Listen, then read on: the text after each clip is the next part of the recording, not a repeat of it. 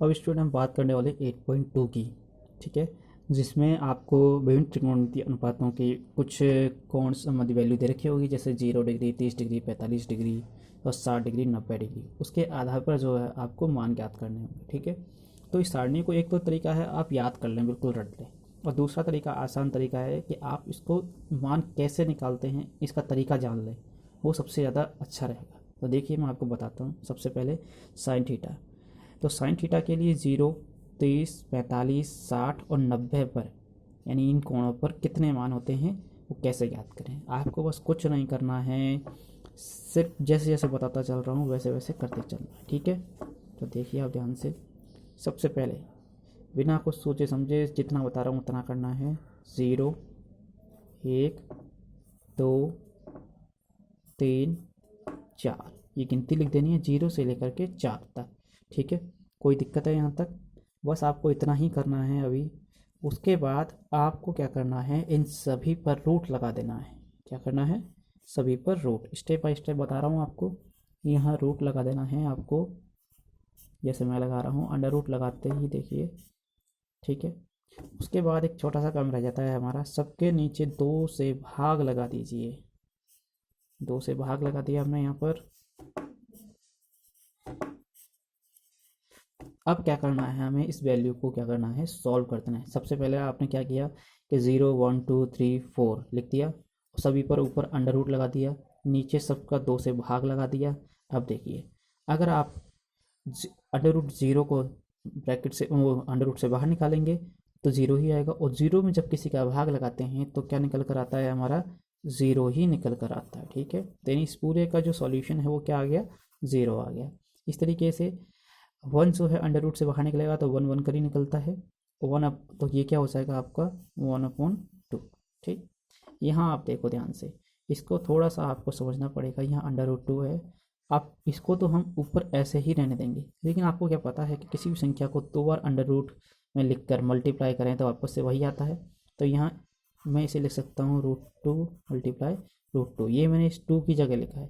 तो एक √2 से एक √2 कैंसिल हो जाएगा, तो आपका क्या बचेगा, 1/√2, ठीक है।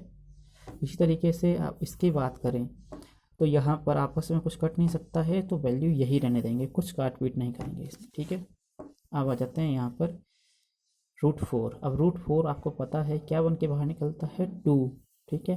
और नीचे आपको 2 पहले से ही दे रखा है, तो 2 से 2 कैंसिल हो जाएगा और आंसर क्या आ जाएगा, 1। इस तरीके से आपका जो सारणी है उसमें देखिए, साइन 0 की वैल्यू होती है आपकी 0, साइन 30 की वैल्यू होती है 1/2, और साइन 45 की वैल्यू होती है 1/√2, और साइन 60 की वैल्यू √3/2। इस तरीके से साइन 90 की वैल्यू 1।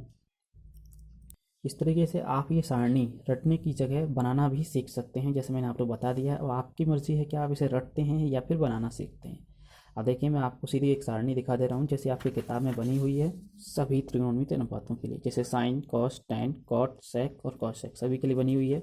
यहाँ 0, 30, 45, 60 और 90 के लिए जो है सभी के मान दे रखे हैं। जैसे देखिए साइन 0 के लिए 0 दे रखा है, और साइन 30 के लिए 1/2, साइन 45 के लिए 1/√2, और साइन 60 के लिए √3/2, साइन 90 के लिए 1, ठीक है। अब बाकी के सब कैसे करें, तो बाकी के ऐसे करने हैं, जो साइन थीटा में जो वैल्यू होती है वो कॉस थीटा में उल्टी चलती है, यानी जो लास्ट में था वो पहले नंबर पर जाता है। जैसे देखिए cos 0 की जगह कौन सा मान आ जाएगा, जो साइन में 90 का था, ठीक है। अब cos 30 की बात करें तो cos 30 में जो यहाँ वैल्यू थी साइन 60 के लिए वो यहाँ आ जाती है। 45 में सेम वही रहता है, ठीक है, क्योंकि ये तीसरे नंबर पर इधर से भी है, इधर से तीसरे नंबर पर। अब आते हैं 60 पर, cos 60 में जो है वैल्यू रहेगी जो साइन 30 में थी, यानी ये जो वैल्यू है वो आपको बस ऐसे चलती है, नहीं यहाँ लिख दिया, इसको यहाँ लिख दिया, इसको यहाँ लिख दिया, इसको यहाँ और इसको यहाँ, उल्टा चलना है रिवर्स में, ठीक है। उसके बाद आते हैं हम tan 30 की। अब tan 30 के लिए आपको कुछ फॉर्मूले आगे हैं, जिसे tan theta = sin theta upon cos theta होता है, उससे आराम से कर सकते हैं आप इसमें भाग लगा करके। जैसे कि आपको tan की वैल्यू, सर आपने जैसे बताया उसके अंदर 0, 1, 2, 3, 4 रखो और डिवाइड लगा दो, तो इसके लिए क्या करें, tan 30 के लिए कुछ नहीं बेटा, आपको यहाँ पर आपका जो फार्मूला होता है वो tan थीटा बराबर होता है आपका sin theta upon cos theta, ठीक है। यानी कि टेन थीटा का एक फॉर्मूला ये भी होता है कि साइन थीटा बट्टे कॉस थीटा। तो आप इसमें भाग लगाती है साइन थीटा के मान में कॉस थीटा का भाग लगाते जाइए आपकी वैल्यू। जैसे कि हम टेन थीटा, टेन जीरो के लिए जब बात करेंगे तो आपको क्या करना है, यहाँ पर भाग लगा देना है, ज़ीरो में भाग लगाना है, साइन ज़ीरो में कॉस ज़ीरो का भाग लगाना है, ठीक है।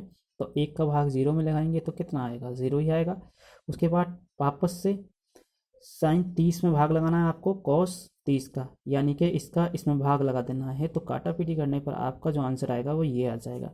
इस तरीके से आगे भी आपको यही करना है। इन दोनों में जो है, इस ऊपर वाले में नीचे वाले का भाग लगाना है तो 1 आ जाएगा, इसमें इसका भाग लगाएंगे तो ये आ जाएगा। और जब जीरो का भाग किसी में लगाते हैं तो क्या आता है आंसर, अपरिभाषित, ठीक है।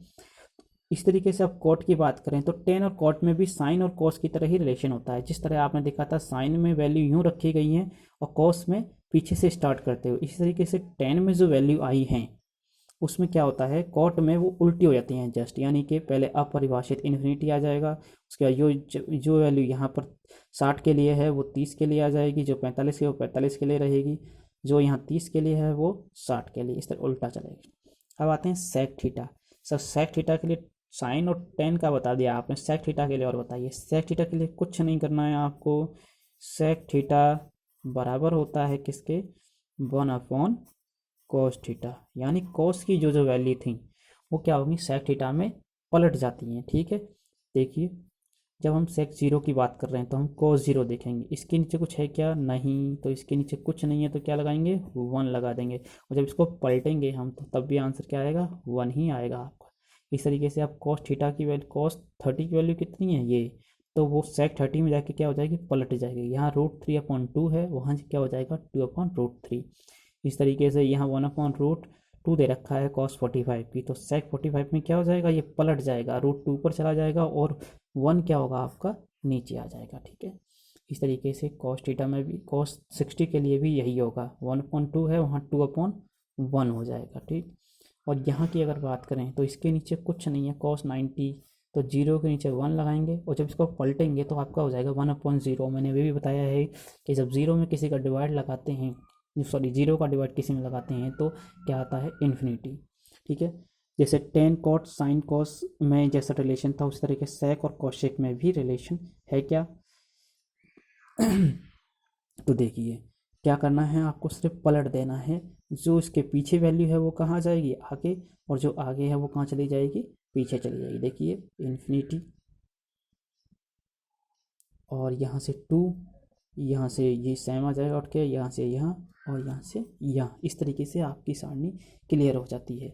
तो आप समझ गए होंगे ये सारणी आपको कैसे बनानी है। तो इस चीज़ का विशेष ध्यान रखना है कि सारणी रटनी नहीं है, बनाना सीखना है, जिससे कि आप कभी नहीं भूल पाएंगे। रटेंगे तो आपको बार बार रटनी पड़ेगी,